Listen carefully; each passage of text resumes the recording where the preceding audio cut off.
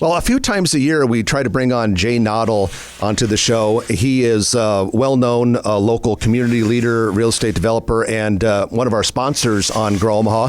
So it's a pleasure to welcome back. Jay, welcome to the show. Well, thank you. It's nice to be here this morning. Well, thanks for joining us, and can't imagine you've been busy at all lately. You know, it's been really quiet. Yeah, boring. I must say, I don't think I remember a time in my 40-plus years working in Omaha where the commercial real estate industry and economic development in general in the region has been as active as it is right now. In spite of kind of a turbulent economy, we're pretty solid around here and very busy, all of us. And you do work, Jay, a lot in Denver and other markets around the country, and you chose to move back from Denver to Omaha. And did you ever, in your wildest dreams, think that right now that Omaha would be where it is? You know, I really didn't. I don't think I knew what to expect back then. It's been a long time since I've been back. You know, we're a heck of a community, and I think we all know that.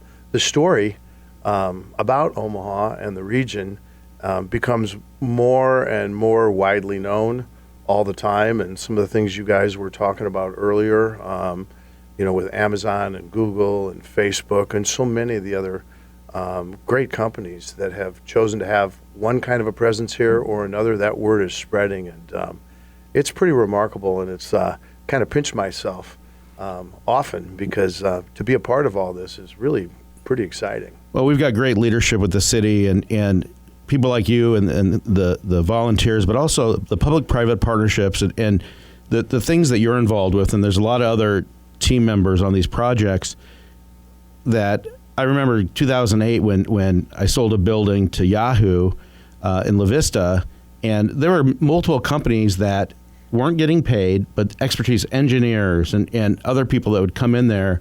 And, you know, they would love to some business on the come or whatever, but they weren't guaranteed the business. And on these boards, like the Streetcar and the Urban Core, you know, you've been head of the Urban Core for what, 6-8 years? Well, I've been involved since the beginning, and so that's coming up on 5 years. I've actually just transitioned. I'm no longer the chair of the Urban Core Committee, which is kind of nice. You're forgiven.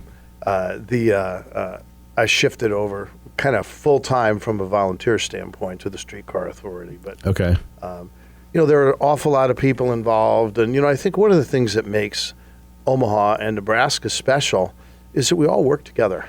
Oftentimes, there's a lot of competitors in a given industry that come together to work together for the greater good of the community. And, you know, as people visit our state and our city, our region, I think very regularly and almost every time they're very favorably impressed, if not amazed, at the spirit of cooperation and the community, the sense of community that we have in working together.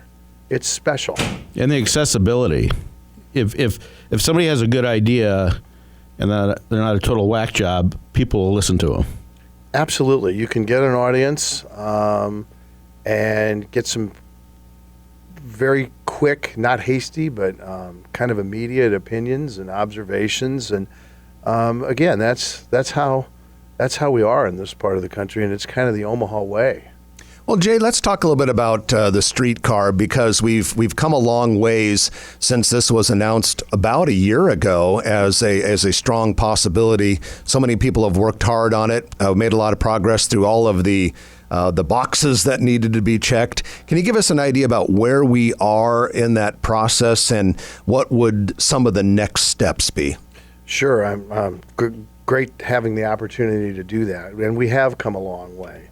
I think the first thing that's important for everybody to remember or realize is that this broader urban core strategy is what started all of this. And embedded in that strategy were, at the very beginning, about 16 big ideas or big moves. Along the way, when we got to publishing the final recommendations, it's only got 12 big moves in it because 4 big moves were already happening. The park project, the airport expansion, the steel house, And there were ideas already on how the former library site could be redeveloped. So that stuff had started. The streetcar being one of the 12 big ideas in the plan that was approved by everyone, came to be in part because the other things that didn't make it into the plan, having already started, were in fact started. So the Streetcar Authority was formed. As we all know, it's populated by 7 people. 3 are appointed by the mayor. 3 are appointed by Metro Transit, and 1 is appointed by the chamber. I happen to be the chamber's appointee. Since the authority was formed, the city approved a redevelopment plan and agreement for the core of the city that is a 2-party agreement between the city of Omaha and the Omaha Streetcar Authority that provides sort of the rules of engagement, the ground rules on how property would be developed going forward in the core of the city. It carves out single-family residential, doesn't have a really an impact on single-family residential from an ease to success, ease to permit, we'll say, standpoint, doesn't have an impact from a redevelopment standpoint. That was intentional to carve that out. But it sets forth guidelines on how commercial and residential developments can and should take place in the core of the city going forward, with a huge emphasis on housing. All different typologies of housing that you would rent, housing that you might own, all different shapes and sizes, with a focus on affordable and workforce housing. And early on, the Urban Core Committee determined and validated from work we did researching other communities that housing, jobs, and transportation within the core are kind of the three-legged stool. And they all go together. And if you think about all the places you travel to or have worked in, and the strength of those communities' cores, you find a lot of housing, you find a lot of jobs, and it's easy for people to move around within the core. That's where the streetcar project came up. And research was done with the North America's leading professionals of all different kind of segments within the broader industry on how streetcar projects were put together in other communities and the impact of those projects. A decision was made here early on to make sure that the funding for the streetcar project came from revenue from new development, not existing development, but new development, and in so doing, not taxpayer dollars. So this redevelopment agreement that was approved contains provisions for tax increment financing from new development, a slice of which will be used to fund the repayment of bonds that are sold to pay for the streetcar project. So the city council has also approved 2 bond issues. The city finance department has not put those bonds on the market yet, but the 2 bond issues total about $440 million, and that's enough money to pay for the streetcar and the interest on those bonds over time.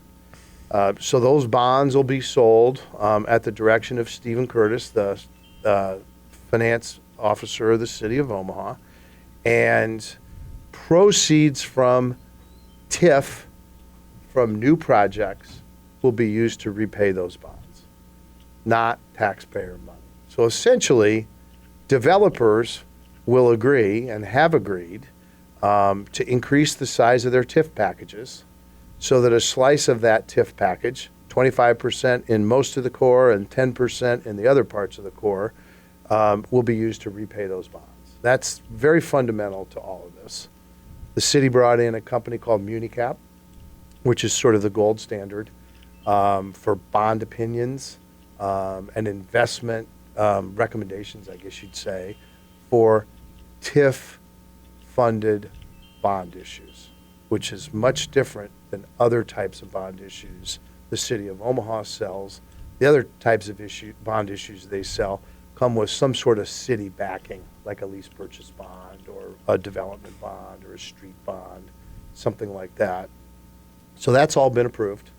The Streetcar Authority went through an RFP process for the design, the 100% design of the streetcar. There was a bid that was accepted, and the Streetcar Authority and the city are in the final stages of solidifying a contract with that team. The Streetcar Authority did the same thing for a construction manager, general contractor. The selection committee is now working on reviewing those proposals, and I think in the next 3 weeks, there's likely to be a selection made, and then that'll move to a contract. So a lot of progress has been made in that regard. The design team and the Streetcar Authority, working with representatives of Mecca, have identified a site for the vehicle maintenance facility, which is down around the Mecca properties, kind of on the south end, sort of tucked under the viaducts down in there. And preliminary design's underway. Mecca's board will have to approve those things. So this is all subject to Mecca's board approving that, but that's underway. The procurement of the streetcars is underway. That process has started. The cars themselves, the vehicles. Cars themselves, the vehicles, there'll be 6 initially, and they take a long time to make. There's over 300 suppliers of parts for each streetcar. Kind of gives you a headache thinking about it. But you can imagine it's a long process. And interestingly enough, the largest single order of streetcars in America from any community is less than 10. So what we're studying is, can we combine with another city, and in this case, maybe Portland, who has a Smart. need. Portland's got a need for 11 cars. We have a need for 6. If we can combine forces, there's some savings that can be generated, but it's not that simple.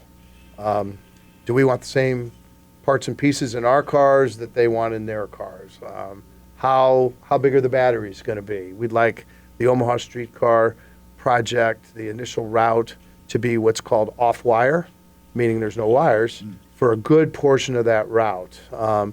That then helps to determine how big the batteries need to be.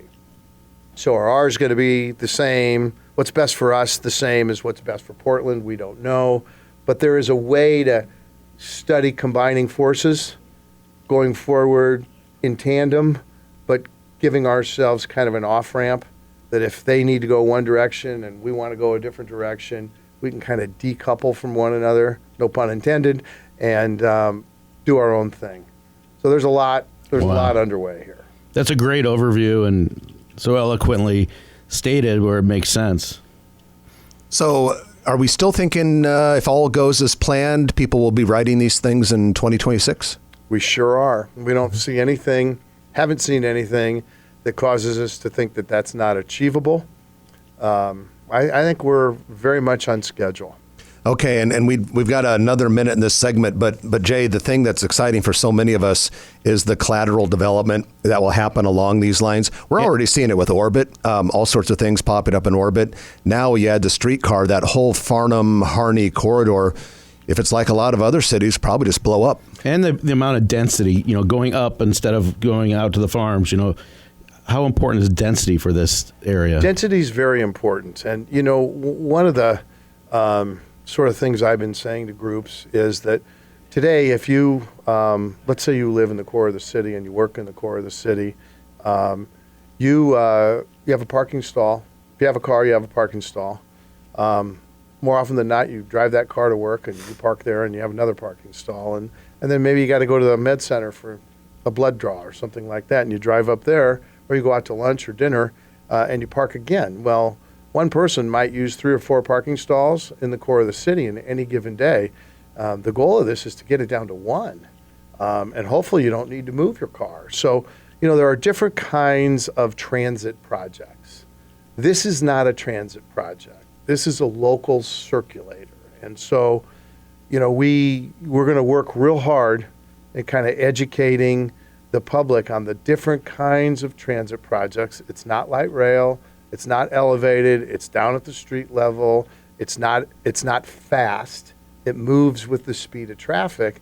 So these kinds of projects spur a tremendous amount of density all along the route, whereas a light rail project, like what was done in Denver, those spur a lot of development at the stops. Mm-hmm. And everything in between really isn't affected by it. This is different. Well, it's an exciting project, and appreciate you bringing us up to speed with it. Can't wait for it to get started and even be completed. If you like this video, be sure to hit those like and subscribe buttons. And remember, Grow Omaha is not just media. This is a mission. We are trying to build up Omaha and make it an even better place. We can only do that with your help. Share this video with your friends, neighbors, and family.